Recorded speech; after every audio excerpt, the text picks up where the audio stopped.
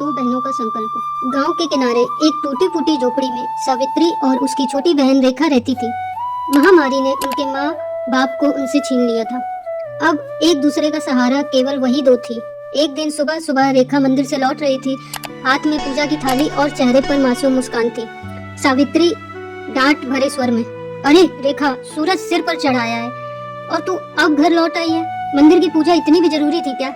रेखा धीमे स्वर में, दीदी गौरी काकी की बकरी झाड़ियों में फंस गई थी, मैं निकालने गई थी। माँ कहा करती थी जो दूसरों की मदद करे वही सच्चा इंसान है। सावित्री चुप हो गई, उसे अपनी माँ की याद आ गई।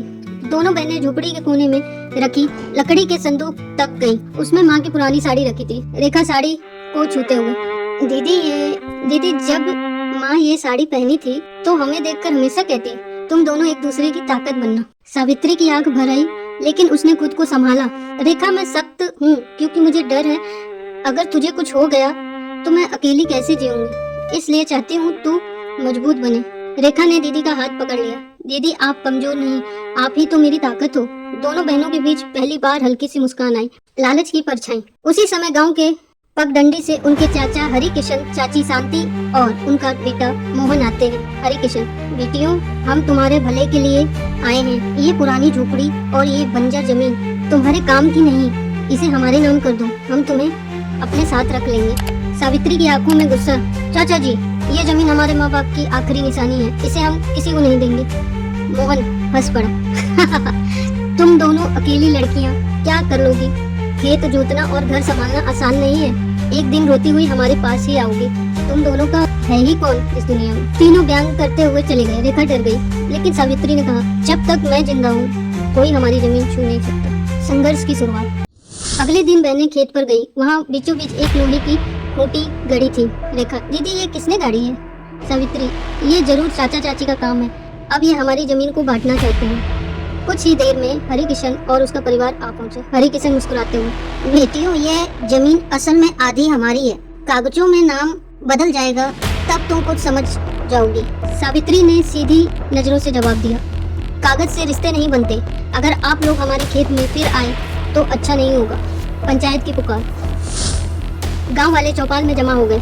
सावित्री दृढ़ स्वर में, सरपंच जी हमारे चाचा चाची लालच में हमारी जमीन हड़पना चाहते हैं। हम अनाथ हैं, इसका मतलब ये नहीं कि हम बेबस हैं। गांव वाले खुश खुशाने लगे, ये लड़कियां सच कह रही हैं, हरि किशन हमेशा से लालची ही रहा है। हाँ ये ऐसे ही, कोई नहीं है, जमीन लेने आए हैं। सरपंच ने कहा, फैसला पंचायत करेगी, सच झूठ कल सबके सामने आएगा। समय का न्याय। रात को दोनों बहनें जाग रही थी। रेखा रोते हुए बोली, दीदी अगर जमीन उसने छीन लिया, सावित्री ने उसे गले लगा लिया, जब तक मैं हूँ मुझे कोई नुकसान नहीं होगा, भगवान हमारे साथ है, जीत सच्चाई की ही होगी। परिणाम। अगले दिन पंचायत बैठी। पटवारी ने कागज देखे, सच सामने आ गया। हरि किशन ने जाली कागज बनाने की कोशिश की थी। गांव वालों ने गुस्से में कहा, अपनी भतीजी को धोखा देने वाले को गांव में इज्जत नहीं मिलेगी, निकल जाओ, इसे निकालो यहाँ से। हाँ निकालो इसे यहाँ से। सरपंच ने फैसला सुनाया, जमीन सावित्री और रेखा की ही रहेगी। हरि किशन और उसका परिवार इन पर कोई दबाव नहीं डालेंगे। हार कर हरि किशन का परिवार मायूस हो गया, लेकिन कुछ ही हफ्तों बाद उनके व्यापार में नुकसान हुआ। गांव वाले कहते हैं ये उनके कर्मों का फल है। एक दिन शांति रोते हुए बहनों के पास आई, बेटियों हमें माफ कर दो, लालच ने हमें अंधा कर दिया था। रेखा ने तुरंत कहा, माफी मांगने वाला बड़ा होता है, हम आपको माफ करते हैं। सावित्री चुप रही, लेकिन धीरे धीरे सिर हिलाया। दोनों बहनें मजबूत खड़ी थी। गांव में चर्चा होने लगी। अनाथ बहनों ने न केवल अपनी जमीन बचाई, बल्कि सबको दिखा दिया कि असली ताकत खून से नहीं, सच्चाई और हिम्मत से होती है। Thanks for watching. Please one like and subscribe.